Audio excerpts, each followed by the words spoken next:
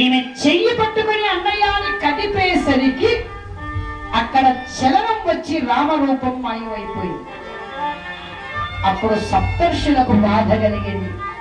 నిశ్చలానంద చిత్తుడైనటువంటి రామరూపాన్ని చూస్తూ అనుభూతిని పొందుతున్నటువంటి మాకు ఆ ఆనందాన్ని దూరము చేసిన వారెవరైనా సరే నిండు కొలువులో పరాభవమడుదురుగాక అని శపించారు.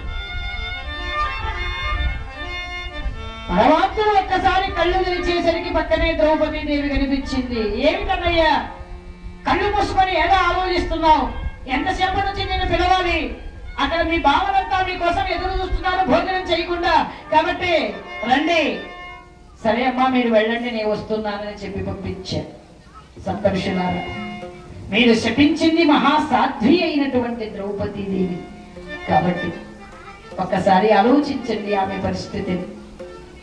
మహానుభావ, నీకు తెలియందేముంది స్వామి, మా శాపము ఎవరైనా అనుభవించక తప్పదు. కానీ సాధ్వి లలామైనటువంటి ద్రౌపది ఆ బాధ అనుభవించే సమయంలో నీవే ఆమెకు రక్షగా నిలచి రక్షింతువుగాక అని వరమిచ్చారు. కాబట్టి ఆ శాప కారణంగా ఆ బాధ పడింది, ఆ వర కారణంగా ఆనందాన్ని అనుభవించింది అమ్మవారు. అటువంటి ద్రౌపదీదేవి అనుసరిస్తోందట పాండవులను. అందరూ కూడా దుర్మార్గులైన కౌరవుల రాజ్యములో మేము ఉండము, పాండవులతో పాటు మేము వెళతాము అని బయలుదేరారు అరణ్యవాసానికి. తల్లి కుంతీదేవినేమో విదురునికి అప్పగించాడు. ధర్మరాజ, భీమ, అర్జున, నకుల, సహదేవులు ద్రౌపదీ సమేతంగా బిడ్డలతో పాటుగా గురువు గారి ధన్యవ అనేక రాజులు అనేక ప్రజలు అందరూ కూడా కలిసి నేరుగా ఘోరారణ్యములో పడుగు పెడుతూ చేరుకున్నారట ద్వైతవనానికి. ఆ ద్వైతవనము చేరుకునేసరికి నడిచి నడిచి నడిచి నడిచి ఆకలికి ఓర్చుకోలేక ఒక్కకొకళ్ళు రెట్టుకొకళ్ళు రప్పకొకళ్ళు ఎక్కడో అక్కడ పడిపోయారు. ఆకలి, అమ్మో ఆకలి. అన్నమేమన్నా దొరుకుతుందా? ఆకలిగా ఉంది, ఏదో ఒక ముంత కడుపు చేస్తే గాని ప్రాణం ఉండేటట్టులే. గట్టిగా అడవద్దన్నమాట. పాండవులు వింటే చాలా బాధపడతారు. ఇంతమందికి అడవిలో వాళ్ళు భోజనం తప్పంటే ఎక్కడి నుంచి తీసుకొస్తారు అని అందరూ మాట్లాడుకుంటున్న సమయంలో అది విన్న ధర్మరాజు గారు, గురుదేవా, రాజ్యము పోయినందుకు బాధ లేదు, ఐశ్వర్యము పోయినందుకు బాధ లేదు, నాతో పాటుగా వచ్చిన వారికి కడుపు నింపలేక ఆకలితో వారు బాధపడుతుంటే చూసేటువంటి దుస్థితి కలిగింది నాకు. అందుకు నాకు చాలా బాధగా ఉంది గురుదేవా. ఇంతమందికి అడవిలో నేను ఎక్కడ వారి కడుపు నింపగలను? ఎలా ఎలా? కలవరపడడు ధర్మరాజా, ఈ లోకానికంతా అన్నప్రదాత సూర్యదేవుడు, ఆయనను ప్రార్థించు అన్నాడు. గురువు గారి మాట ప్రకారంగా సూర్య భగవానుని ప్రార్థించాడు ధర్మరాజు గారు. వెంటనే సూర్య భగవాను ఒక అక్షయ పాత్ర ఇచ్చేడు. ఆ అక్షయ పాత్ర వలన ధర్మరాజా, నీవు ఏ వరము కోరుకో అన్నప్పుడు నాతో పాటుగా వచ్చిన వారి ఆకలి తీర్చేటువంటి వరమివ్వండి అని అడిగావు. అంటే నీ ఆకలి కంటే ఎదుటి వారి ఆకలిని గుర్తించావు. అందుకే నీకు అక్షయ పాత్ర. ఎంతమందికైనా ముష్టాన్న భోజనములు ఈ పాత్ర ఇస్తుంది. నీ భార్య భోజనం చేసి ఈ పాత్ర కడిగి శుద్ధి చేసిందా, ఇక ఆ రోజుకి ఇందులో నుంచి ఏమీ రాదు, మరుసటి రోజే అని ఆ పాత్ర ఇచ్చారు. ఆ అక్షయ పాత్రతో అన్న సంతర్పణలు చేస్తూ అడవిలో కూడా పాండవులు ఆనందంగా ఉన్నారు. భగవంతుని నమ్మితే ఊళ్ళో లేకపోయినా అడవిలో ఉన్నాయి ఆనందంగా ఉంటారు. ఎవరైతే దేవుణ్ణి నమ్మకుండా ఇంట్లో ఉండే నోట్ల కట్టల్ని నమ్ముకుంటారో, డబ్బుని నమ్ముకుంటారో, సంపదని నమ్ముకుంటారో వాళ్ళకి ఇంట్లో నిద్ర రాదు, అడవిలో నిద్ర రాదు, ఎక్కడికన్నా నిద్ర రాదు. ఎందుకంటే ఏ దొంగలు వచ్చి బీరువాబడి తీసుకుంటాడు, ఎవడొచ్చి ఎక్కడ ఏ పరుసు తీసేసుకుంటాడు. వాడు వడ్డీ ఇస్తానని పట్టుకెళ్ళాడు, 5 లక్షలు వాడు వడ్డీ తెచ్చిస్తాడో లేదు, 2 నెలల ఇంటి వాడు ఫోన్ ఏ పని చేయటం లేదు, కనీసం అసలైనా ఇస్తాడో లేదు. దీంతోనే వాడికి నిద్ర రాదు, ఏసీ ఉన్నా రాదు, పట్టు పరుపు ఉన్నా రాదు, ఏమన్నా నిద్ర రాదు. ఎందుకంటే మనసులో ఇంత బాధ ఉంటే ఎక్కడ వస్తుంది? కానీ భగవంతుని నమ్మినటువంటి వారికి ఏమీ లేకపోయినా అడవిలోనైనా హాయిగా నిద్రపోతారు. అది పాండవులకి కౌరవులకి ఉండేటువంటి తేడా. తీసుకున్నాడు బాగా నిద్రపోతాడు, ఇచ్చినోడికి నిద్రపోతాడు.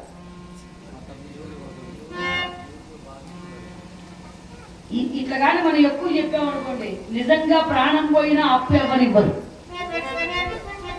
ఎందుకంటే ఇప్పుడు దాసు గారు మన భారతంలో చెప్పిందామె, తీసుకున్నోడు నిద్రపోతాడు, ఇచ్చినోడికి నిద్రపోడు అని చెప్పింది. కాబట్టి నువ్వేమన్నా చెప్పు, డబ్బు మాత్రం ఆ ఒక్కటి అడగద్దంటారు. అప్పుడు నన్ను తిట్టుకోబోతాను అందరూ.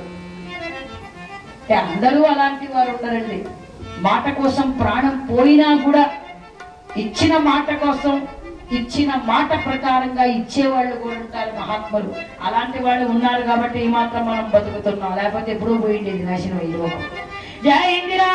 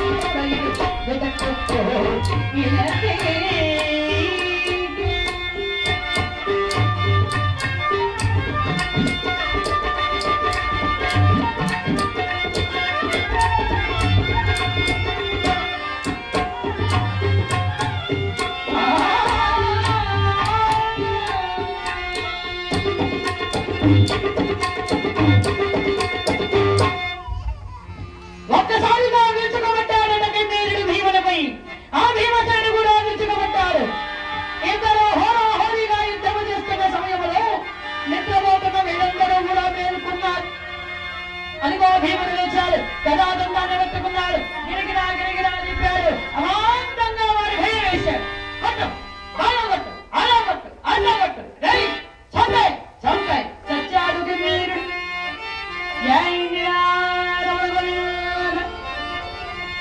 ఎక్కువసేపు చంపాలంటే వాళ్ళకి టైం లేదు కదా, అందుకే చంపేసి.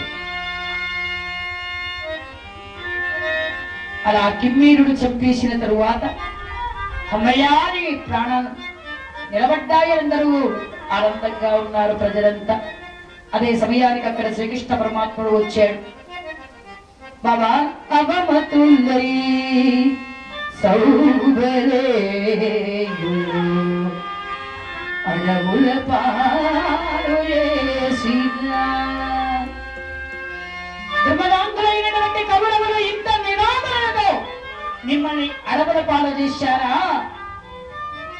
మహాసాధ్వీలమైనటువంటి ద్రౌపదిని సభకిప్పించి ఒలుములు ఒలిపించి భరత జాతి కీర్తిని మంటగలిపారా నీచుడు కౌరవులు?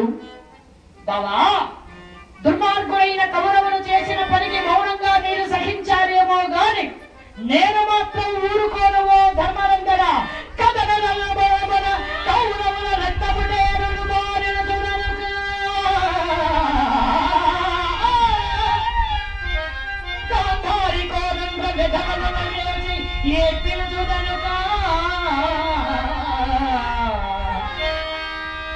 చితినొక్కడు లేక చీతులేకొండు చెప్పిన పాండవ విజయ ధర్మరామల దిక్కల దిక్క పిల్లగా ధర్మాది పురోహితుడు మీద మండపలు చదువు చెల్లగా ధర్మాలు నిరాచారచిత్తు చేయమాన నే కృష్ణుడగా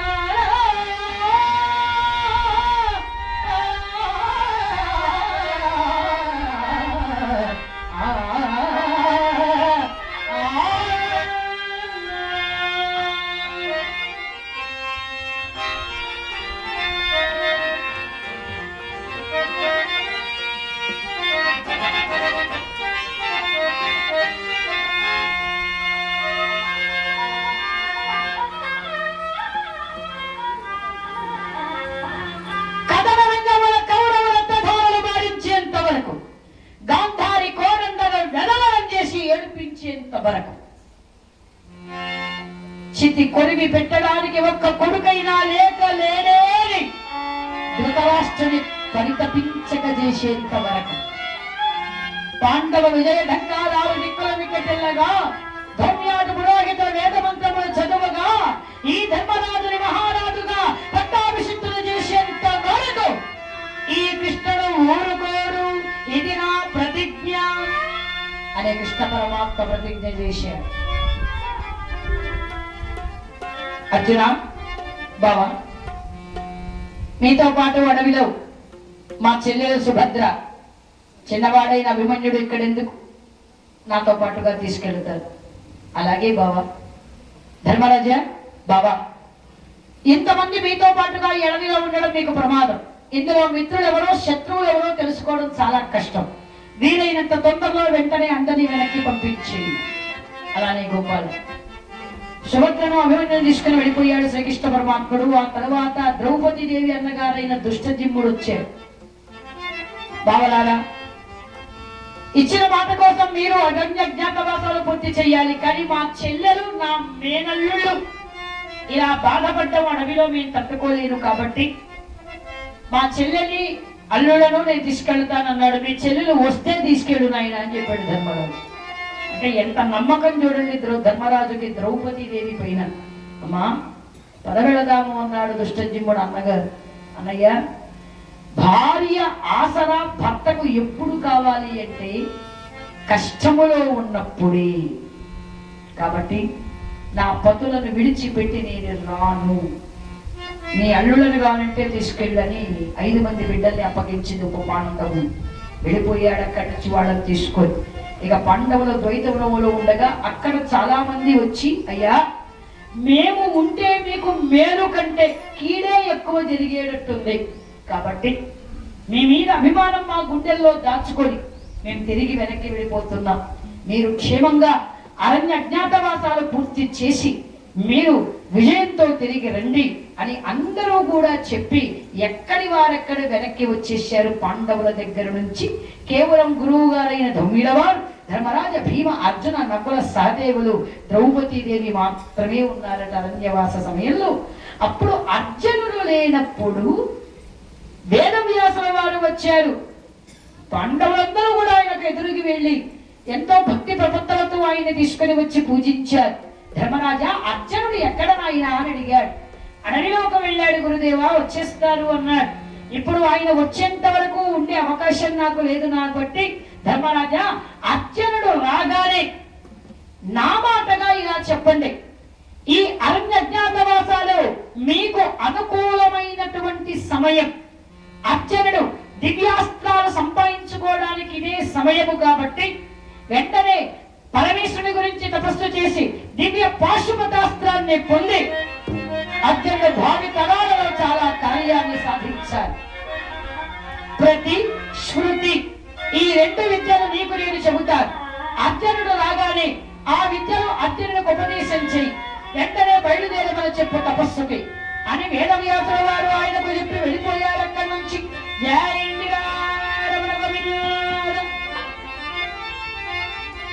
వెంటనే అర్జునుడు రాగానే ధర్మరాజు గారు వ్యాస మునీంద్రుడి మాట విన్నవించి ఆ ప్రతి స్మృతి అనే 2 విద్యలను అర్జునుడికి చెప్పి, నాయన ఇక ఒక్క క్షణము కూడా ఆలస్యం చేయకుండా బయలుదేరు తపస్సుకి అన్నారు. అన్నగారి మాట ప్రకారంగా వ్యాసమునీంద్రుని ఆజ్ఞానుసారంగా కాషాయ వస్త్రాలు ధరించి విభూతి రేఖలు పూసుకొని నెలలో రుద్రాక్షమాలను ధరించి బయలుదేరాడట మహనీయుడైనటువంటి అర్జునుడు.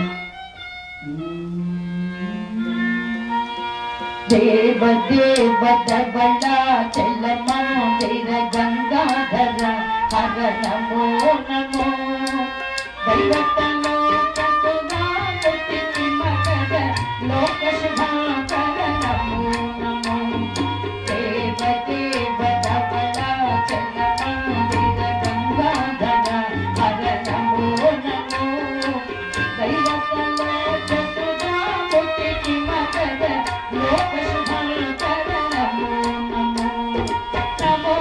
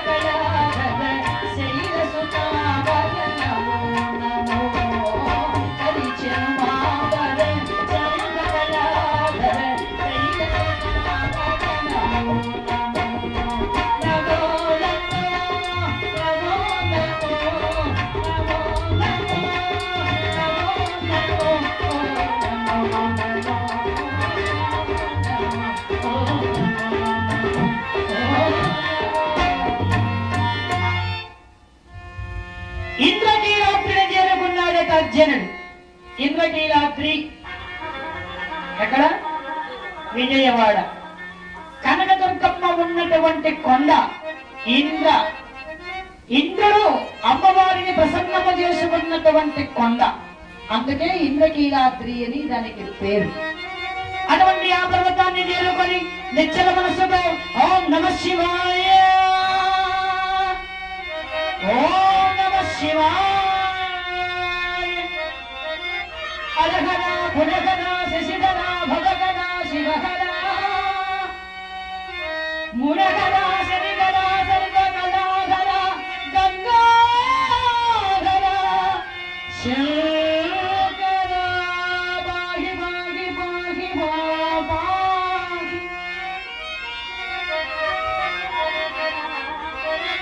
తపస్సు చేస్తూ ఉన్నాడు అర్జునుడు. ఆ సమయంలో దేవేంద్రుడు ప్రత్యక్షమయ్యాడు. జై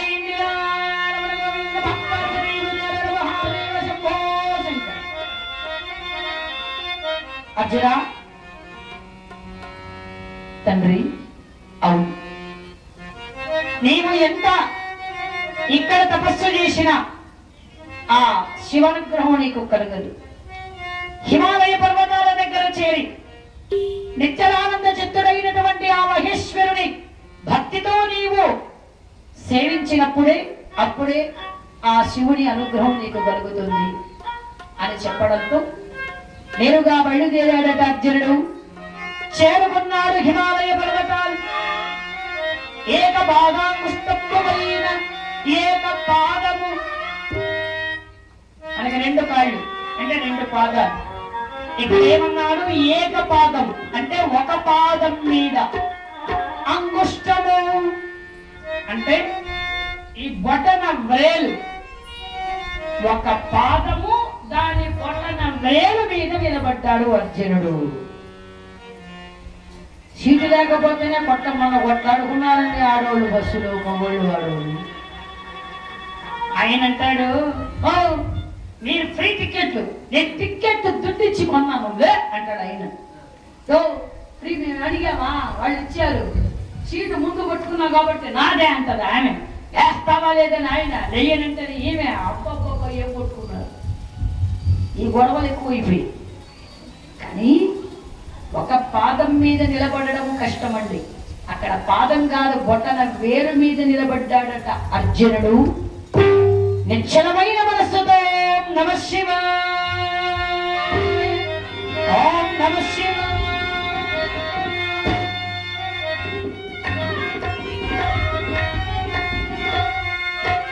నమితిని శంభుని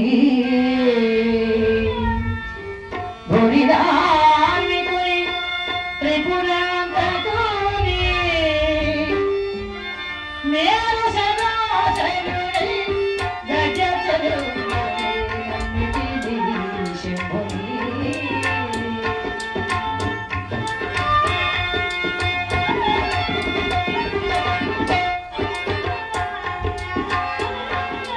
పూరి త్రిభువర్గపు దరదమ్మోని పాలెంద కల సనోని కనకనవన కేళ గమ్మచ్చిత దైత్యాయాని యజ్ఞచ్చిత కిరీటమాని మునిమాను కృపయోగేన నిత్యానుర దురరిపోని అతినీలగుని సాధుల తుంపకృతేని కపాలపాని చారోని రామకపాలాచన తేరుని శంభుని.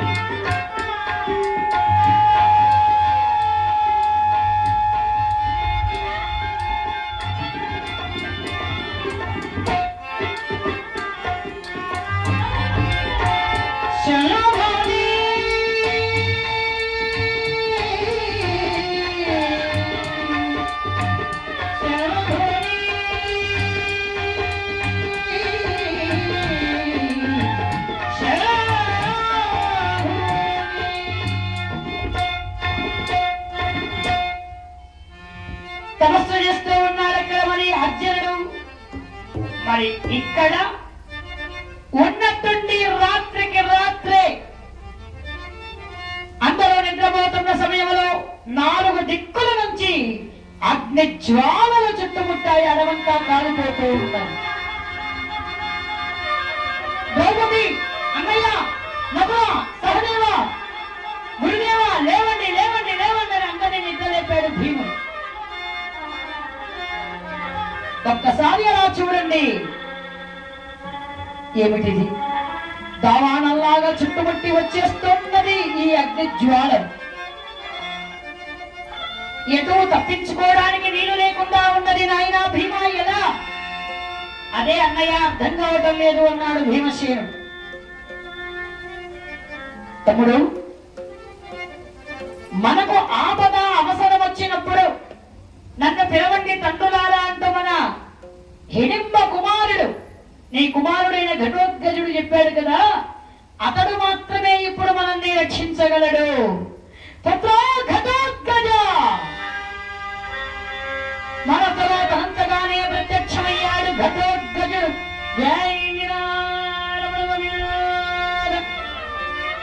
అయ్యో అయ్య, దండాలు దండాలు, సెలవివ్వండి, మీ సేవ చేసుకుంటారు.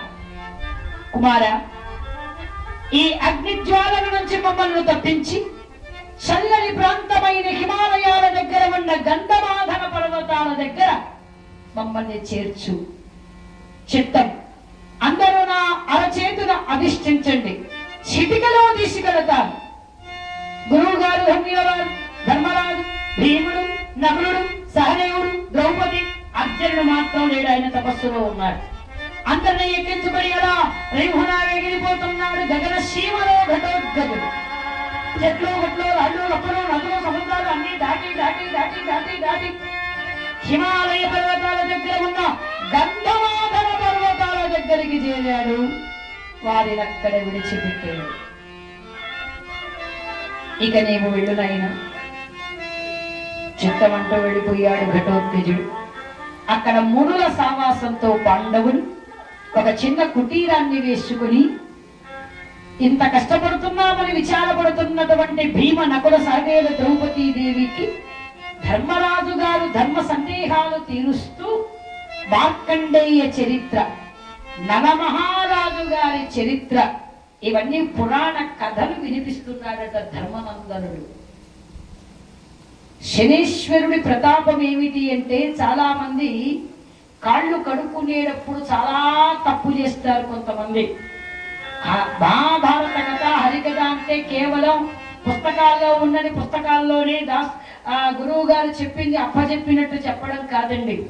సమయాన్ని, సందర్భాన్ని, పరిస్థితుల్ని బట్టి కొన్ని మంచి విషయాలు చెప్పాలి. చెప్పకపోతే తప్పు, చెబితే తప్పు కాదు. ఎప్పుడు కూడా మనం కాళ్ళు కడుక్కునేటప్పుడు ఇలా బడబడబడ పోసేసుకుంటారు కాళ్ళపైన నీళ్లు. కాళ్ళు కడుక్కోవడంలో కూడా చక్కగా పద్ధతి ఉందండి. కాళ్ళు మొత్తం అంటే పాదం మొత్తం వెనక పక్క ముందు పక్క మొత్తం తడిసేటట్టు కాళ్ళు కడుక్కోవాలి. కొంతమంది ముందు పక్క కడుగుతారు, వెనక పక్క కడగరు. ఆ వెనక పక్క ఈ మడిమ దగ్గర పాదం వెనకాల శనీశ్వరుడు చేరుకునేటువంటి స్థలం అట. కాబట్టి ఎప్పుడు కూడా కాళ్ళు కడిగేటప్పుడు పాదము రెండు ప్రక్కల కలిపి కడుక్కోవాలి. ఆ పడుకున్నాయి లేపునా ఎక్కడ దొరకనంటే ఇక్కడికే వస్తారు. ఏంటో ఏమో నాకు అర్థం కాదు.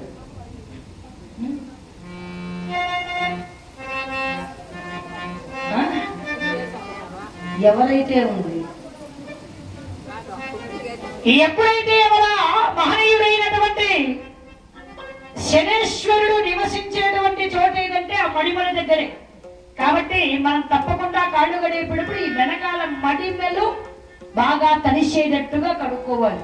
ఒకవేళ తొందరగా కడుక్కునే అలవాటు అంటే ఈ రోజు నుంచి మార్చుకోండి. ఎందుకంటే శనేశ్వరుడు తొందరగా పట్టుకుంటాడు కాబట్టి. అలా చేయబట్టే నలమహారాజుని పట్టి పీడించాడు శనీశ్వరుడు. కావాలంటే పాత సినిమా, నల చరిత్ర సినిమా ఉంది, దాంట్లో చూడండి, తెలుస్తుంది, మీకు కూడా కనిపిస్తుంది. ఎందుకంటే కొంతమంది ఇప్పుడుండే అతి తెలివైన బట్టి వాడు సాక్ష్యం చెప్తే కానీ నమ్మరు. అందుకోసం నలమహారాజు చరిత్రలో ఉంది. శని పీడించడం వల్ల చివరికి ఆయన కట్టుకోవడానికి వస్త్రము లేకపోతే తన భార్య దమయంతి దేవి బయట చెరువు చింపి ఇస్తే వస్త్రంగా కట్టుకున్నాడంట. అంత దరిద్రాన్ని అనుభవించాడు ఆయన. మన మహారాజు గారి చరిత్ర చాలా గొప్పదండి. అది విన్నటువంటి వారికి శని అనుగ్రహం కలుగుతుందంటారు. అటువంటి చరిత్ర చెబుతూ కష్టమంటే మనకే కాదు నాయన, అంతటి మహానుభావులు ఎంత బాధలు పడ్డారు, అయినా ధర్మాన్ని తప్పకుండా ఉన్నారు వాళ్ళంతా అని ధర్మరాజు చెబుతూ వారికి మనసుకు కాస్త ప్రశాంతతని కలగజేస్తున్నాడట అరణ్యవాస సమయంలో. అప్పుడు ఒక రోజున ద్రౌపదీదేవి అలా విహారార్థంగా వచ్చింది. అసలు అంటే రాక్షసులు తిరుగుతున్నటువంటి ప్రదేశము కాబట్టి అక్కడ ఏమైనా ఇబ్బంది కలుగుతుందేమో అని ఆమె వెనకాలే వచ్చాడు భీమసేనుడు కూడా.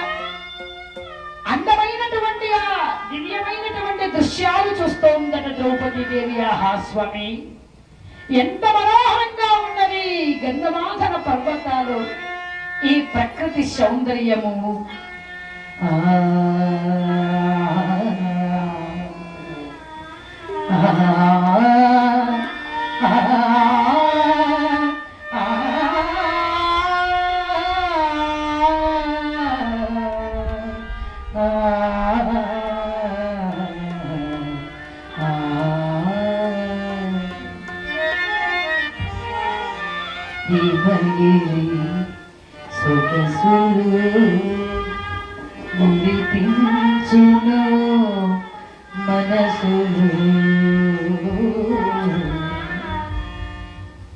ఆ పేరు దేవి వాడు హిమగిరి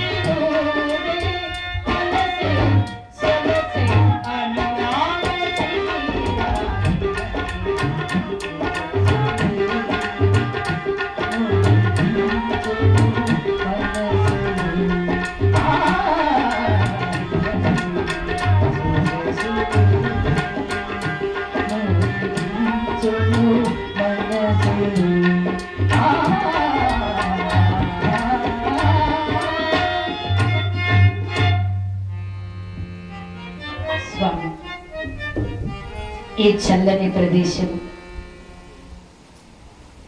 ఆ కొండ దగ్గర ఉన్న చెట్టు నుంచి వచ్చేటువంటి పిల్లగాలు మనసుకు ఎంతో ప్రశాంతతనిస్తున్నది కదూ. ఏమిటి వాసన?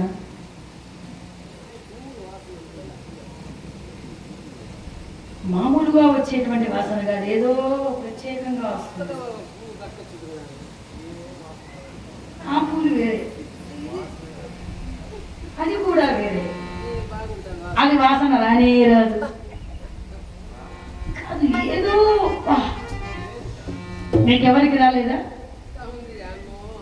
యాన్నో వస్తుందా? కానీ ఈడే వస్తుంది. అయితే నీ ముక్కు పని చేయటం, మాకు వచ్చే వాసన నీకు రాలేదంటే నీ ముక్కు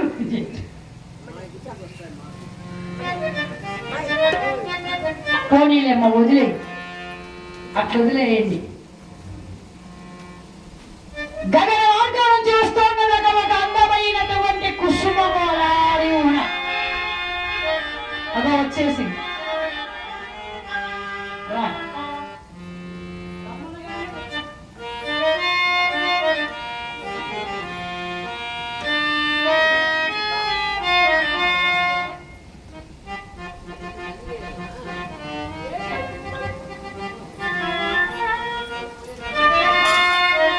కాంచాన కరమి వచ్చిన అక్షయ పాత్ర బయలుదేరి వస్తుంది. నీ శక్తానుసారం వేసి అమ్మవారి కృపాకటాక్షానికి పాత్రకమని కోరుతున్నామండి. ఏడుకొండలవాడ వెంకటరమణ గోవింద.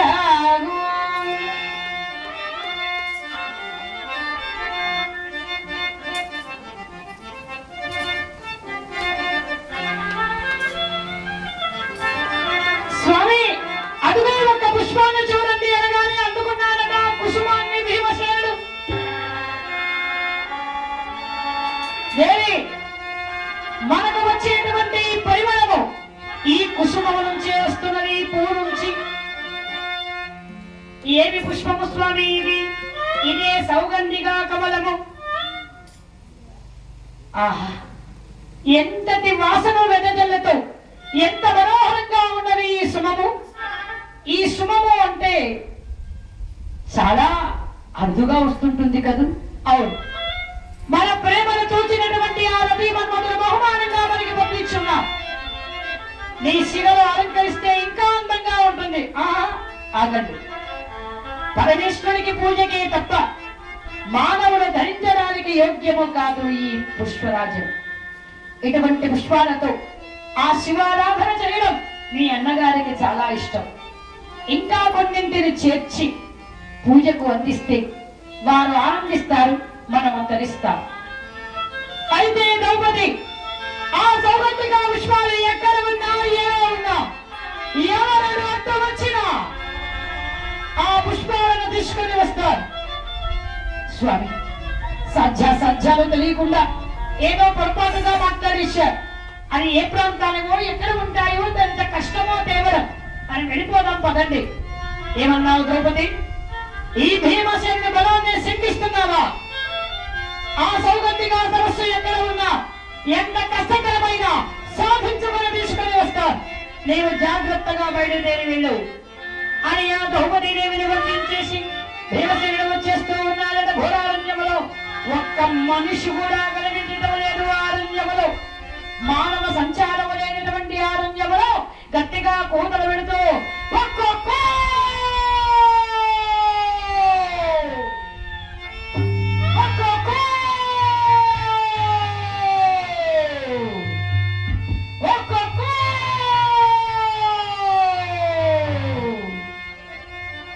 అదే పర్వతాల దగ్గర నిత్యరానంద చిత్తుడైనటువంటి రామ భక్తుడైన హనుమంతుడు దేవదేవుడైనటువంటి శ్రీరామచంద్రమూర్తిని కదా భక్తితో ధ్యానం చేస్తూ ఉన్నారు. రామనీల మేఘశ్యామ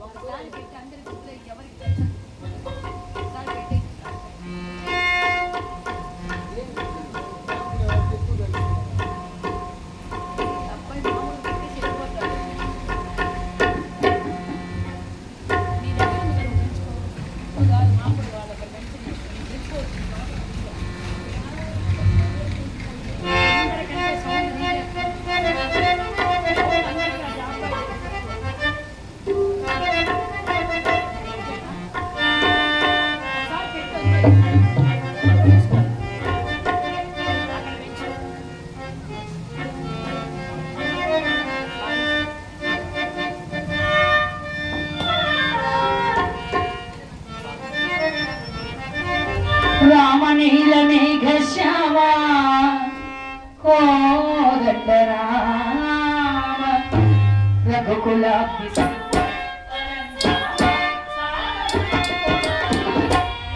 మేఘశ్యామ రఘురామ జయ రామ జయ రామ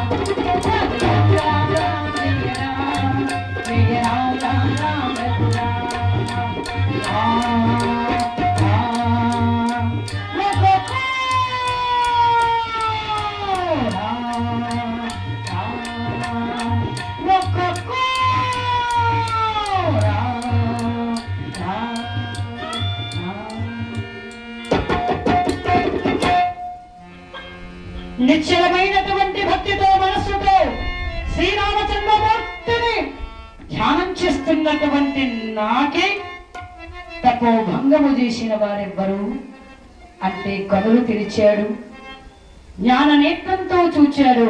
ఓహో, నా ప్రియ సోదరుడైనటువంటి భీమసేనుడా, ఈతని బలాన్ని కాస్త పరీక్షించి వినోదించాలి అనుకున్న హనుమంతుడు ముసలి కోటిగా మారిపోయి తోకని బాగా పొడవుగా పెంచి దారి గడ్డంగా ఉంచి ఒక మూలన అలా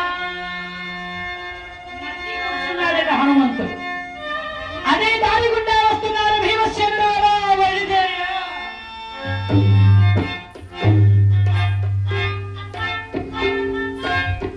అలా తోకను దాటబోతుండగా ఆగునాయన, తోకని దాటకూడదని తెలియదా నీకు? ఆ కోటేమో ఆ మూలుంది, ఈ తోకేమో ఈ మూలుంది. చూశాడు భీమసేనుడు. కోటే, నీవు మాకు నీతులు నేర్పిస్తున్నావా? ఏవి నాయనా, కోటి తోక దాటకూడదని తెలియదా వెళ్ళిపోతున్నావు అంటున్నావు? మర్యాదగా నీ తోక ముడు. చాలా దురుసుగా మాట్లాడుతున్నావు. ఎవరు నాయనా నీవు? నేనా హరివీర భయంకరులం, వాయుదేవుని వర ప్రసాదులం, నాగాయుధ బల సంపన్నులం, జరాసంద హిడింబ మకోసరాది కిన్నీరాది రాక్షసులు చంపిన మహావీరులలో భీమసేనుడు. ఓహో, భీముడవా నాయనా? ముసలివాడిని తోక ఎత్తలేను కాబట్టి నీవే ఆ తోకను తీసి ఆవలకు పెట్టి వెళ్ళు నాయనా.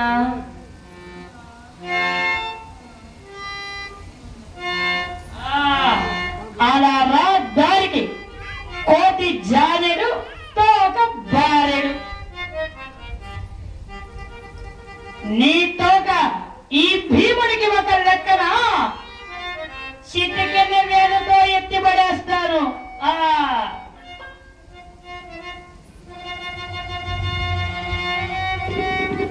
అది ఏమి కదల. ఈ కోతి ఊరుకుంటుందా? కోతి కదా.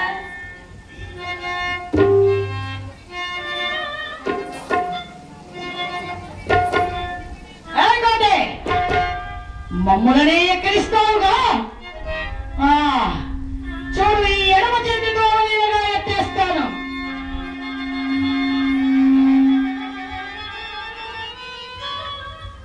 ఏనుగుని తిన్నావా లేక పీనుగుని తిన్నావా? ఎంత బలంగా ఉన్నది అని ఆ గదాదండాన్ని ప్రక్కగా పెట్టి రెండు చేతులతో అలా ఎత్తాడట తోగను.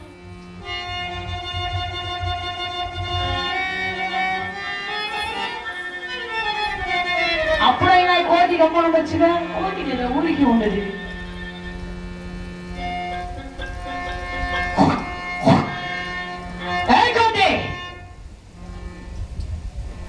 మహావీరాది వీరాగ్రగణ్యుడైనటువంటి ఈ భీమసేనుని ఎదిరించేటువంటి వారు ఈ యుగంలో ఎవరూ లేరు కదా, మరి ఏమిటి నాకీ భంగపాటు? అవును నాయన, నిన్ను ఎదిరించగలిగేటువంటి మహావీరుడు ఈ ములోకాలలో ఈ యుగములో లేని మాట వాస్తవమే. కానీ తెలిసింది మహానుభావా, నీవెవరుగా నాకిప్పుడు అర్థమైనది. నీవు సామాన్య వానరుడవు కాదు. శతయోజన విస్తీర్ణము కలిగినటువంటి సముద్రాన్ని దాటి శ్రీరామచంద్రమూర్తి ఇల్లాలైనటువంటి సీతాదేవిని జాడన శ్రీరామచంద్రమూర్తికి తెలిపినటువంటి మహానుభావుడవు, విశ్వరూప సందర్శకుడవు, మహావీరుడవు హనుమంత. హనుమంత, నన్ను కటాక్షించు.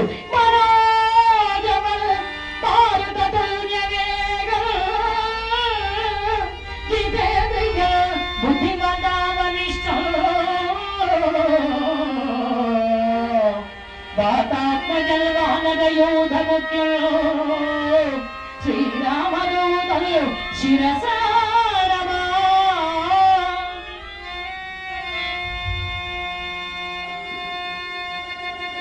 భజే రమ్య రంభావరీత్యవాస భజే బాల బాల ప్రభాచారుగాస భజే చంద్రికా గుండమందారవాసం భజే సంతతం రామ భూపాల జై జై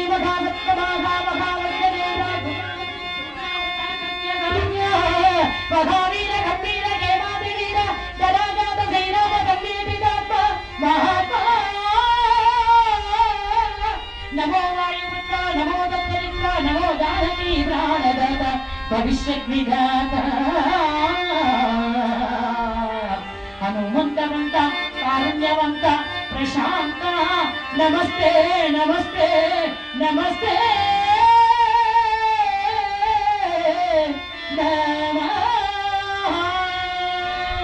జయ ఆంజనేయ రాజా రామచంద్ర మహారాజుకి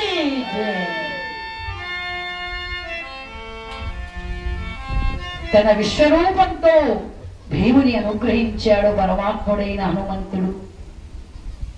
నాయన భీమసేన, రాబోయేటువంటి సంగ్రామ సమయంలో నీ శక్తి ఏ పాటిదా అంటూ నిన్ను పరీక్షించాను. నా స్పర్శ చేత నీ బలము సహస్రాధికమైనది. అంటే భీమసేనుడు ఆంజనేయ స్వామి వారి తోక తాకి ఎత్తడం వల్ల ఆ భీముడికి ఉన్నటువంటి బలము 1000 రెట్లు ఎక్కువైందటండి. అంటే మహనీయుల స్పర్శ, మహనీయుల దర్శనం, మహనీయుల అనుగ్రహం అంత గొప్పది. నిన్ను మెచ్చితే ఏం వరం కావాలో కోరుకో భీమా. మహానుభావ, రాబోయే కౌరవ పాండవ సంగ్రామ సమయంలో మా అర్జునుడికి కప్పికేతనంగా నిలిచి మాకు విజయాన్ని చేకూర్చు. తథాస్తు. జై వీరాంజనేయ. ఆగు భీమ, నీవు వెతుకుతున్నటువంటి ఆ సౌగంధిక సరస్సు అలకాపురాధీశ్వరుడైన కుబేరుని ఉద్యానవనములో ఉన్నది. ఆకర్షణకు లోనుగా జితేంద్రియుడవై కార్యాన్ని సాధించు. విజయోస్తు అని దీవించి హనుమంతుడు అదృశ్యమైపోయాడు. అలా హనుమంతుని దివ్య ఆశీస్సులతో మరి కుబేరుని కూడా ఆశీర్వాదాన్ని పొంది అక్కడ గంధర్వాది రాక్షసులను ఓడించి సౌగంధిగా కమలాలు తీసుకుని భీమసేనుడు నేరుగా చేరుకున్నాడు అన్నగారి వద్దకు. జై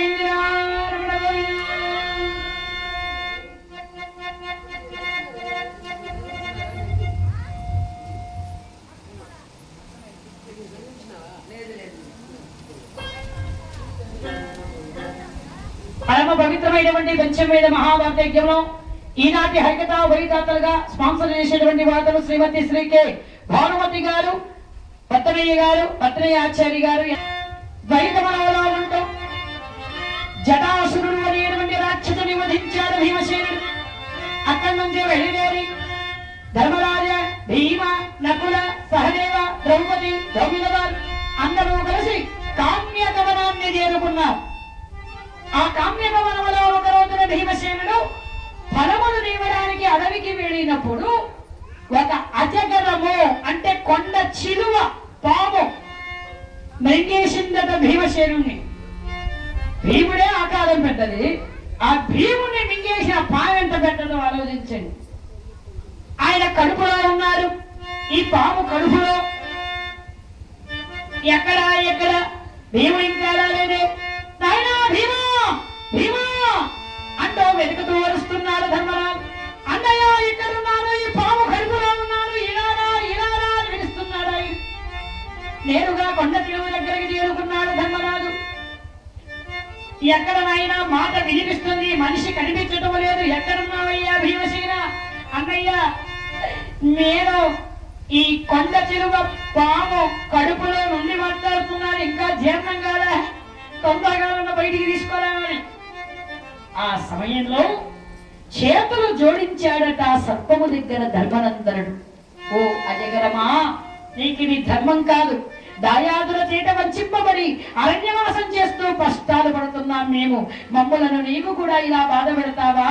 దయ ఉంచి నా తమ్ముణ్ణి విడిచిపెట్టు అని అడిగాడు. ఆ సమయంలో ఆ సర్పము అంటే ఆ కొండ చిలువ మనిషిలాగా మాట్లాడుతోందట ధర్మరాజుతో. నాయనా వినుమయ్యన్న పుష్పను జననాయకారి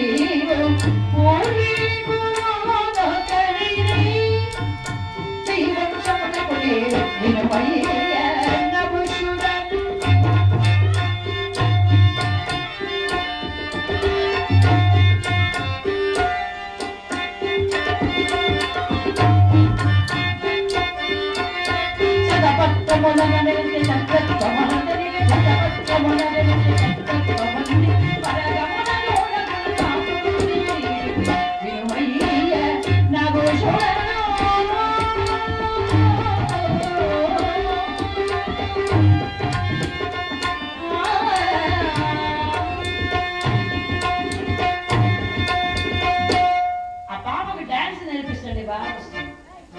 ఇవి ఏ తాళంలో పాడినా ఆ తాళానికి తగ్గట్టుగా డాన్స్ చేస్తుంది.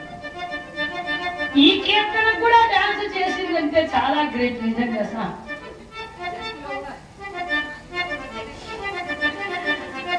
తాళం పోకుండా గమనిస్తున్నానండి, తాళం పోకుండా చేస్తున్న నృత్యం కూడా చక్కగా.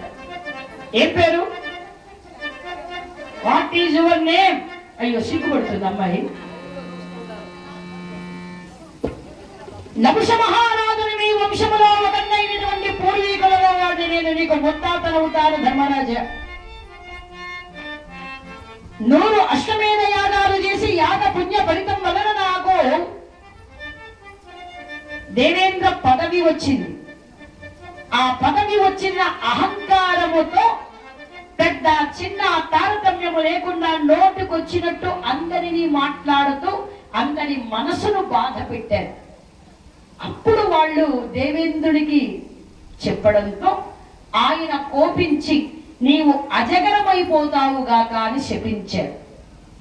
నా తప్పును క్షమించండి వేడుకున్నప్పుడు నీ వంశములో పుట్టినటువంటి వారు నీ ప్రశ్నకు సమాధానం చెప్పినప్పుడు నీ రూపం నీకొచ్చి లోకానికి వస్తావు అని వారు మాకు శాప విమోచన చెప్పారు.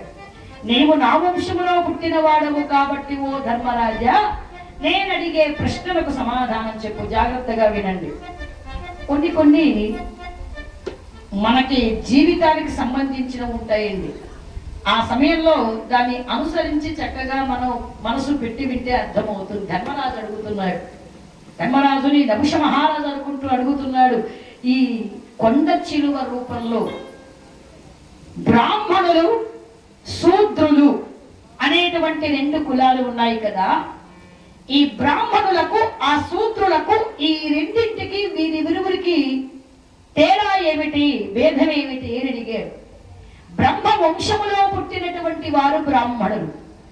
నిత్యాగ్నిహోత్రముతో నిత్యము ధూప దీప నైవేద్యాది సాధకములతో దైవార్చన చేస్తూ మరి దేవునికి దగ్గరగా ప్రతినిత్యము కూడా ఉదయ సంధ్య వేళల్లో సంధ్యావందనాన్ని నిర్వర్తిస్తూ ఆ స్వామికి చేరువలో ఉండేటువంటి వారు బ్రాహ్మణులు. కానీ వాళ్ళు ఉండాల్సిన నియమం కూడా అలానే ఉండాలి. అంటే ఉదయమే తెల్లవారుకు ముందే నిద్ర లేచి స్నాన సంధ్యాదులు గావించుకొని నిత్యాగ్ని హోమం అంటే నిత్యము కూడా కొన్ని దగ్గర అగ్ని వెలుగుతూనే ఉంటుంది, అక్కడ సంధ్యావందనం చేసుకొని గాయత్రి మంత్రాన్ని చదివి ఆ తరువాత స్వామివారికి దీపారాధనాది మరి షోడశోపచారములతో ఉన్నటువంటి పూజా కైంకర్యాన్ని చేసి ప్రతినిత్యము మడిగట్టుకొని మహానివేదన, నివేదన వేరు మహానివేదన వేరు. నివేదన అంటే ఏ పండో ఏ పాలో ఏ చక్కెరో ఏ కలకండో ఏదో ఒకటి నైవేద్యం పెట్టేయడం. మహానివేదన అంటే అన్నము పప్పు నెయ్యి ఇవి ఖచ్చితంగా పెట్టేటువంటిది మహానైవేద్యం. ఆ మహానైవేద్యం ఎప్పుడు పెట్టాలి అంటే ఇంట్లో విగ్రహాలు ఉంటాయి, ఆ విగ్రహానికి కూడా ఒక లెక్క ఉంటుందండి. లెక్కను మించి కంచుతో గాని ఇత్తడితో గాని వెండితో గాని బంగారంతో గాని జయించిన విగ్రహాలు పూజా మందిరంలో పెట్టి నిత్య పూజ చేసే సమయంలో మహానైవేద్యము లేకుండా ఉండకూడదు. అలా ఉంటే మనకు ఎలా అన్నం పెట్టకుండా మాడిస్తే ఎంత పాపమో ఆ విగ్రహాల ఆరాధన చేస్తూ మహానైవేద్యం పెట్టకపోతే అంత పాపం వస్తుంది. ఇన్ని లెక్కలు ఉన్నాయండి. ఇవన్నీ కూడా చూసేసేటువంటి వారు నిర్వర్తించేటువంటి వారు బ్రాహ్మణుడు. కానీ శూద్రులకు అలా కాదు. ఏమిటంటే కొంతమంది ఏం చేస్తారు, కొన్ని చోట్ల నేనే స్వయంగా చూసే, వాడు నేరుగా ఏం చేస్తారంటే మొహం కడుక్కోగానే అలా మూత అలా కడుక్కునేసి బొట్టు పెట్టేసుకొని నేరుగా వచ్చేసి సమును పోసేసి ఒత్తేసేసి దీపం వెలిగించేస్తారు దేవుడి దగ్గర. నేను అడిగా, అదేమిటమ్మా స్నానం చేయకుండా దీపం పెట్టేస్తున్నామంటే, మాకు అట్లేం లేదమ్మగారు, మేము ఇట్టే చేయొచ్చు అని ఒక ఆమె కదండి ఇద్దరు ముగ్గురు దగ్గర చెప్పారు నాకు. అంటే వీరికి వారికి అంత స్నానం చేయకుండా మా వాళ్ళల్లో పొయ్యి కూడా ముట్టుకోరు. అది పద్ధతి. అంటే ఆ పద్ధతులు అంటే చాలా మంది అటకెక్కిచ్చేసారు అనుకోండి, అందరూ అలానే ఉన్నారని కాదు, కానీ ఉండవలసిన తీరు మాత్రం అది.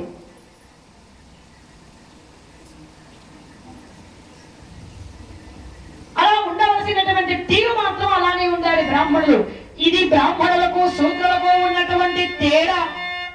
అయితే నీవు చెప్పినట్టుగా ధర్మరాజా నిత్యాగ్రహోత్తముతో నిత్య ధూప దీప నైవేద్యాది దేవ కార్యాలతో నిత్యము సకల మరి ఆచారాలు పాటిస్తూ ఉన్నటువంటి వాడు శూద్రుడు కూడా బ్రాహ్మణుడవుతాడా అని అడిగాడు. స్వామి, శూద్రుడు శూద్రుడే గాని బ్రాహ్మణుడు కాలేడు.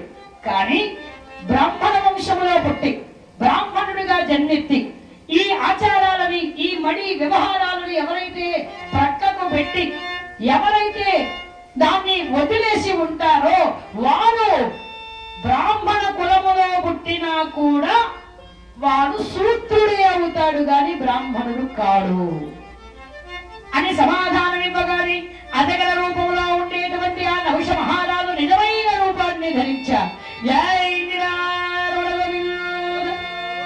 భీమసేనుని అప్పగించి ఆశీర్వదించి తన లోకానికి వెళ్ళిపోయాడు. భీముడు కూడా వెంటబెట్టుకుని ధర్మరాజు తీసుకున్నాడు. నేను కూడా కప్పు తీసుకుంటా చేతి. ఎంత అన్యాయమో చూడండి. కొయ్యగాన గొడుగుడు గొడుగుడు తాగేస్తారు వేడిగా. నేను చెప్పి ఆ కప్పు తీసుకొని అది నోట్లో పోసుకునే లోపల వేడి టీ కాస్త చల్లగా మళ్ళీ ఏది వేడిగా అనే లోపల ఇక్కడ ప్రాసుకొనే ఉండదు, పోయింటుంది ఎప్పుడెప్పుడు.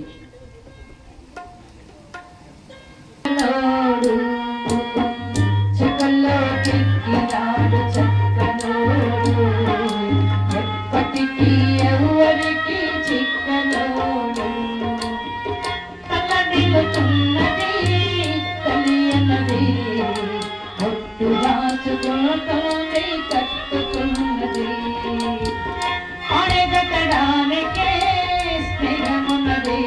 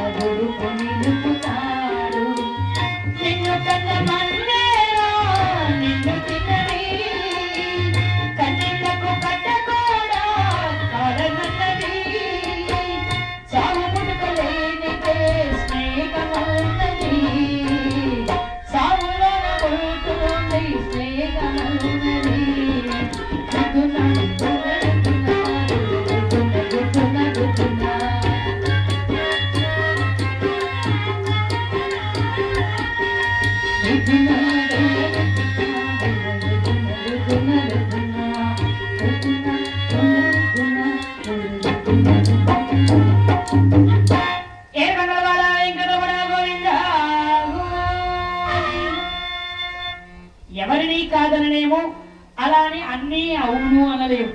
కాకపోతే సమయాన్ని సందర్భాన్ని బట్టి నడుచుకోవాలి.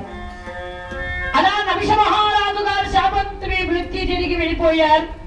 ఆ తరువాత కామ్యకవనంలో ఉంటుండగా మరి ఇక్కడ మహనీయుడైనటువంటి పాండవులు అడవిలో ఎలా పడుతున్నారో కష్టాన్ని వాళ్ళకి ఇంకా బాధ కలిగించాలనుకున్నాడు దుర్యోధనుడు. ఎలా ఎలా ఎలా అనే లోపల ఒకరోజు దుర్వాసమునీంద్రుడు వచ్చాడు దగ్గరికి. ఆయనకు ఎదురుగా వెళ్లి సకల రాక మర్యాదలతో తీసుకుని వచ్చాడు దుర్యోధనుడు. ఆ మర్యాదలను చూచినటువంటి దుర్వాసుడు ఆనందపడిపోయి, అయినా నీవు చూపించేటువంటి భక్తి ప్రపత్తులతో నేను సంతుష్టమయ్యా, నీకు ఏం వరం కావాలో ఇచ్చేస్తా, కోరుకో అన్నాడు. ఈ దుర్యోధనుడికి అర్థం కాలే ఏం కోరుకోవాలో. అప్పుడు శకుని సలహా ఇచ్చాడు. అయ్యా, మా దుర్యోధనుడి మనసులో ఉన్న మాట ఏమిటంటే, ఉన్నట్టుండి మా హస్తినాపురానికి వచ్చి మమ్మల్ని పరీక్షించి మాకు వరం ఇస్తున్నారు. అలానే ఆ పాండవుల దగ్గరికి వెళ్ళి వాటిని పరీక్షించాలి, అదే మా కోరిక అన్నారు. అయితే సరే, ఇప్పుడే బయలుదేరుతాను అని కామ్యకవనములో ఉన్నటువంటి పాండవుల దగ్గరికి వచ్చాడు శిష్య సమేతంగా దుర్వాసమునీంద్రుడు. ఎప్పుడు వచ్చాడు అంటే, ఉదయం వచ్చాడు అనుకోండి, ఏదో 7కో 8కో అట్లా. ఏం చెప్తాం? కాఫీ తాగండి, టీ తాగండి అంటాం. అదే ఈ 8:30 9 గంటలకు వస్తే టిఫిన్ తిండి అంట. అదే 11 గంటలకు వస్తే జ్యూసో ఏదో మజ్జిగో తాగండి అంటారు. అదే మధ్యాహ్నం 12కి 1 గంటకు వస్తే భోజనం అంటాం. సాయంకాలం 3 4కు వస్తే టీ అంటాం. ఈయన మధ్యాహ్నం భోజనంపై వదిలేసి సరిగ్గా ఈ టీ టైం అంటే కాఫీ టైం, ఈ టయానికి వచ్చాడట అక్కడికి. ఎదురుగా వెళ్ళాడలా.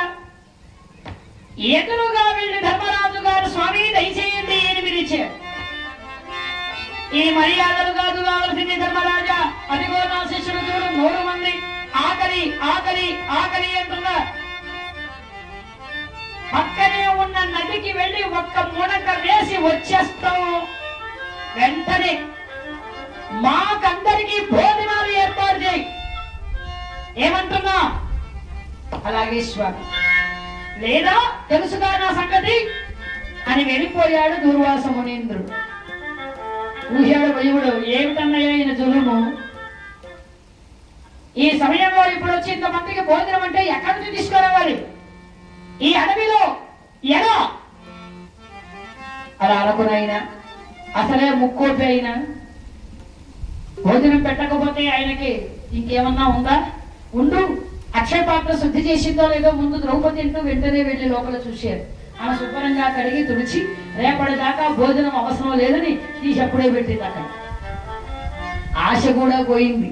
ఇక మనకు శాపం తప్పదు అయ్యో అని బాధపడుతూ తల వంచుకొని ఆలోచిస్తున్నాడు ధర్మరాజు. స్వామి ఏమైంది అని అడిగింది ద్రౌపది దేవి.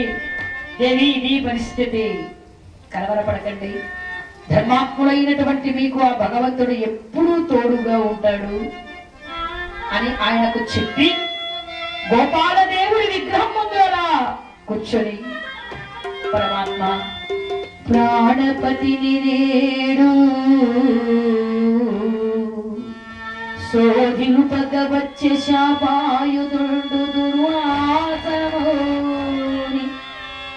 ఏది ముగిల్పజేతుమో ఈ పరీక్ష భక్త సల్లార ఏ వాసుదేవా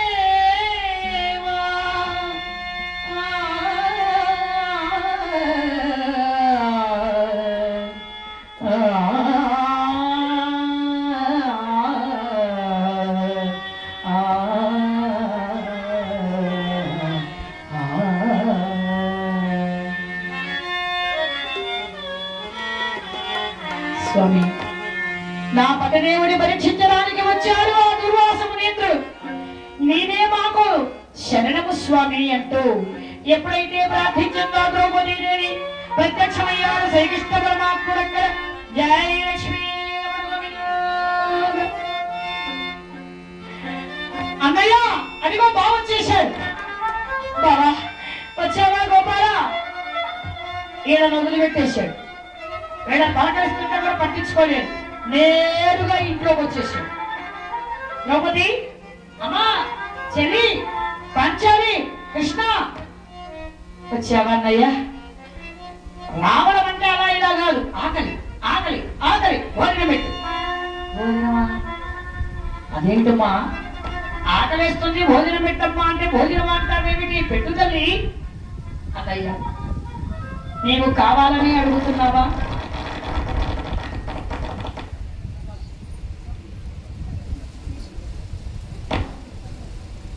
అప్పుడప్పుడు దానికి ఆనందం వస్తే తపాసులు పేరుస్తుంటుంది.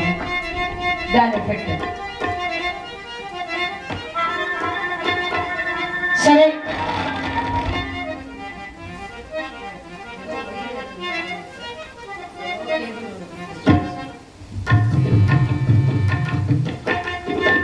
అన్నయ్యా, అక్షయ పాత్ర కడిగి శుద్ధి చేశాను. ఏమీ లేదన్నయ్యా, అందుకే నేను పిలిచాను. దుర్వాస మునీంద్రుడు భోజనానికి వచ్చాడు. అమ్మా, ఆ అక్షయ పాత్రలో ఒక్క మెతుకైనా ఉండబోతుందా? లేదన్నయ్యా, శుభ్రంగా కడిగి తుడిచి నేనే పెట్టా.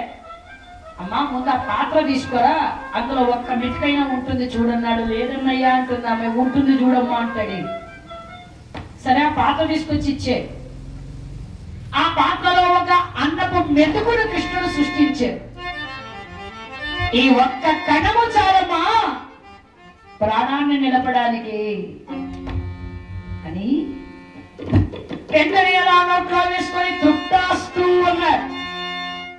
సకల జగత్తు సకల జీవాలు ఎవరి కడుపులో ఉండేది? పరమాత్మని కడుపులోనే. ఎప్పుడైతే తృప్తాస్తున్నాడో ఇక్కడ వీళ్ళ కడుపులు నిండిపోయింది.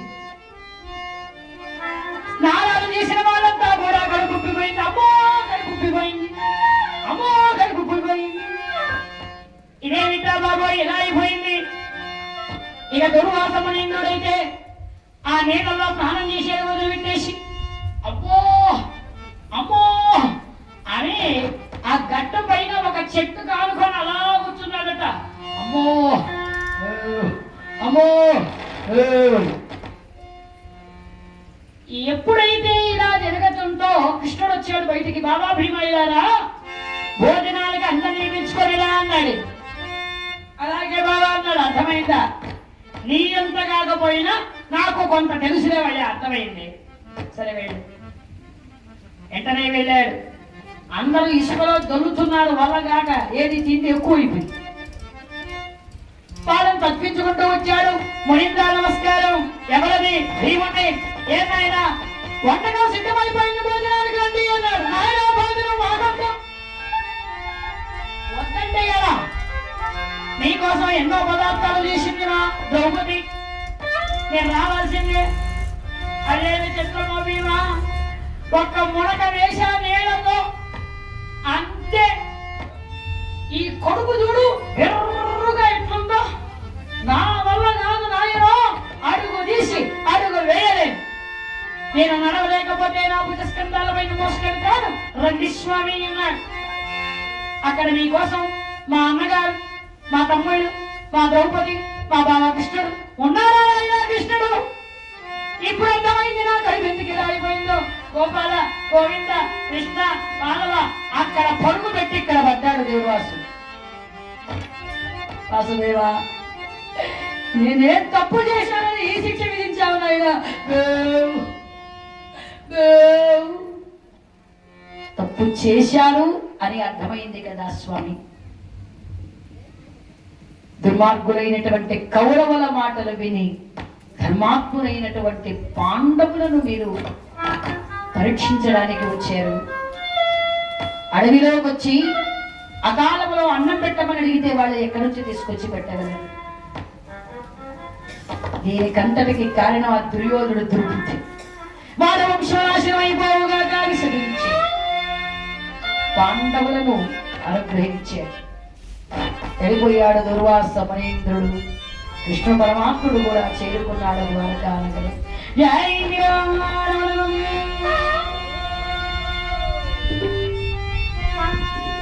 ఇదిలా ఉండగా అక్కడ మహానుభావుడైనటువంటి అర్జునుడు నిత్యలానంద చిత్తుడై తపస్సును అలా చేస్తూ ఉన్నాడు.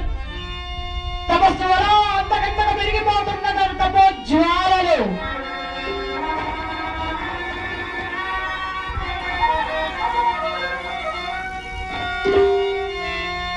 గంగాతరనుగ రమణీయ జటా కలాపం గౌరీ నిరంతర విభూషిత వామభాగం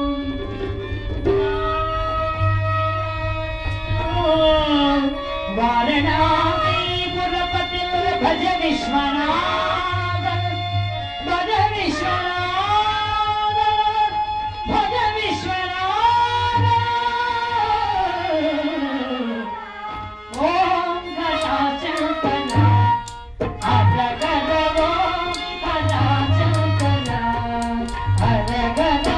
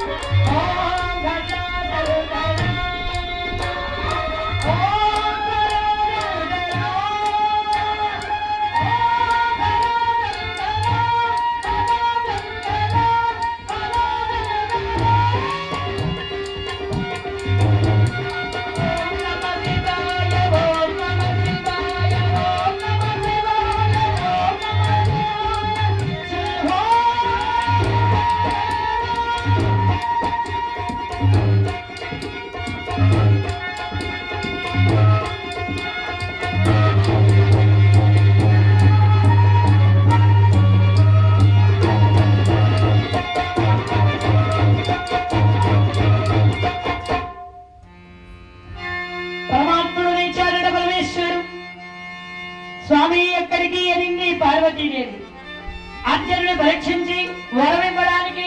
అయితే నేను వస్తాను. వద్దు దేవి, ఇలా వస్తా అని రావణాసుడి దగ్గరికి వెళ్ళేటప్పుడు వెంటొచ్చావు. ఆత్మలింగాన్ని మర్చిపోయి పార్వతిని ఇచ్చేయి అన్నాడు వాడు. నిన్నే ఇచ్చి వచ్చేసినందుకు మళ్ళీ ఇప్పటిదాకా దెప్పి పడుస్తూనే ఉన్నావు. పెళ్ళాన్ని ఇచ్చేసావు. కాబట్టి నువ్వు రావద్దు నా వెంట అన్నాడు ఈయన. అంతేనండి, ఏదో అమావాస్య పుణ్యానికి ఒకసారి అడిగితే ఇప్పుడు మాత్రం కూడా తీసుకెళ్ళడా అని అడిగిందట పార్వతి. పాపం ఇప్పుడుండే మా మగాళ్ళకే కాదు, ఆ పార్వతితో పరమేశ్వరుడు కూడా పడ్డాడు బాధ. ఏం చేస్తాను, తప్పదుందా కట్టుకున్న తరువాత. ఇంతకీ వస్తానంటున్నావు, ఎందుకు వస్తానంటున్నావు? అర్జునుడికి విజయరేఖ ఉందట, అది ఎక్కడుందో ఎలా ఉందో చూడాలని ఉంది. సరే పద. నేను మారు వేషంలో వెళుతున్నారు. ఏ వేషం వేస్తున్నారు? నేనా ఎరుకల వాడి వేషం. అయితే నీ ఎరుకలసారి వేషం వేస్తా. అలాగే కానీ ఉన్నారు. ఎరుక చెబుతానమ్మా, ఎరుక ఉన్నది ఉన్నట్టుగాను, లేనిది లేనట్టుగాను, స్వామి శ్రీధరుడా చక్కనీధరుడా, ఏ 7 లోకాలలో బిందు ఈశ్వరుందా, కామచ్చమ్మ ముద్ర మీనాచ్చమ్మ కాశీ సాలచ్చమ్మ పొరుగుగాన తల్లే. ఒక పిల్లగా చెప్పమంటావా ఎరుక? వద్దా, పాపం సిగ్గుపడుతున్నాడు కోన. ఏది చెయ్యట చూపించు. అబ్బే పర్లేదులే, చూపించు. అబ్బో చాలా గట్టి చెయ్యి, బంగారం చెయ్యి, భాగ్యాలున్న చెయ్యి ఊరుకునే ఉండదు. చెయ్యి ఏదో ఒకటి చేస్తానే ఉంటుంది. కాళ్ళు కూడా ఊరికే ఉంటుంది. చక్రాలు ఉన్నాయి కాళ్ళలో, ఎప్పుడు చూసినా తిరుగుతూనే ఉంటాడు. ఒక దగ్గర నిలబడు. చూడ్డానికి కుర్రాడికి పెళ్లి కాలేదనుకున్నాడేమో, మనువు అయింది. అయితాడా? అయింది. అట్లా ఎందుకనే ఇందాక చెప్తాంటే నాకొద్దంటున్నాడు. మన ఊళ్ళో పాప మీ వయసుకు పెళ్ళయింది అన్నారు.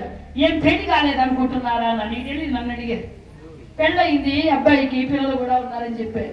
ఇట్ట పాపం నాకు మా అక్క ఎందుకు నన్ను పాపం చేస్తుంది. నీ గురించి గొప్పగా చెబుతుంటే వాళ్ళు చూసి ఆనందిస్తే నీకెందుకు బాధ?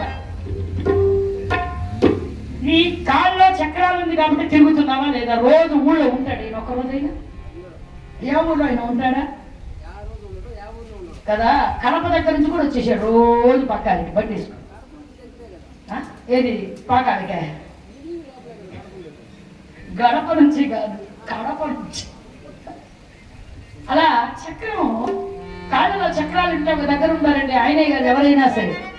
మాకు కూడా కాళ్ళలో చక్రాలు ఉన్నాయి, తిరుగుతూనే ఉంటాం. కొంపలో ఉండే పని, ఆ ఊరు ఈ ఊరు, ఆ గుడి ఈ డ్యూటీ అది అని చెప్పి.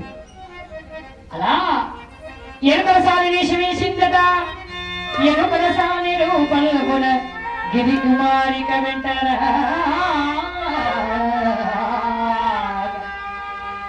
పురుగ భారములతోడ జాబిల్లి పువ్వుతోడ వచ్చరా పరమేశుడు అర్చన తపస్సును మెచ్చి వరమివ్వగా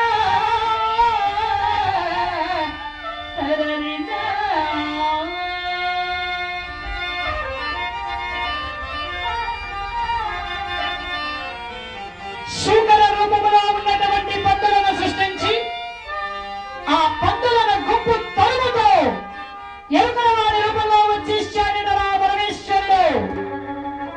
ఒక వరాహము అంటే పంది తపస్సు చేస్తున్నటువంటి అర్జునుడు చుట్టూ గిర్రునా తిరుగుతూ తపోభంగాన్ని చేసింది. వెంటనే వెలుగున్నటువంటి అర్జునుడు కోపంతో బాణాన్ని సంధించి వేశాడటలా. అదే సమయానికి కూడా పరమేశ్వరుడు వేశాడు.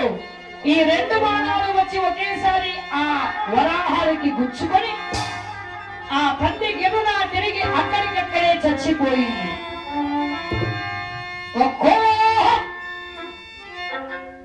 ఎవరివి నీవు మా ప్రాంతానికి వచ్చి మా వరాహాన్ని కొడతావా? మర్యాదగా కాళ్ళట్టుకో, క్షమించి వదిలిపెడతా, లేకుంటే నా సంగతి నీకు ఇంకా తెలీదు, జాగ్రత్త. ఏమిటి ఆ వరాహము? నేనే ఆ వరాహాన్ని కొట్టడం కాదు, ముందు నిన్ను కొట్టాలి. నిచ్చిన మనస్సుతో పరమేశ్వరుడు తపస్సు చేస్తున్నటువంటి నాతో తపో భంగము చేసిండనివేనన్నమాట. ఇదిగో నోరు జారమాక, నాకు చాలా కోపం ఎక్కువ, జాగ్రత్త అని హెచ్చరించాడట పరమేశ్వరుడు. నీకు కోపం అంటే దానికంత తాత లాంటి కోపం నాకుంది, బాగుపడగాలి అన్నాడు. ఒక్కో కూనకి గోరోజం ఏడవ ఉన్నది, మరి మర్యాదగా పోతావా లేదా? ఇదిగో కాళ్ళెట్టుకొని సమాపన చెప్పేదాకా కదిలేనే లేదు. ఆహా, అయితే కాచుకో అంటూ వెంటనే తన చేతిలో ఉన్న నడుమానతో బాణాన్ని విషయాడు అర్జునుడు. దానికి విరుడుగా వేసి బాణాన్ని విదేశాడు శ్రీ పరమేశ్వరుడు. అలా అర్జునుడు వేసిన అనేక బాణాలను మాయం చేశాడట పరమేశ్వరుడు.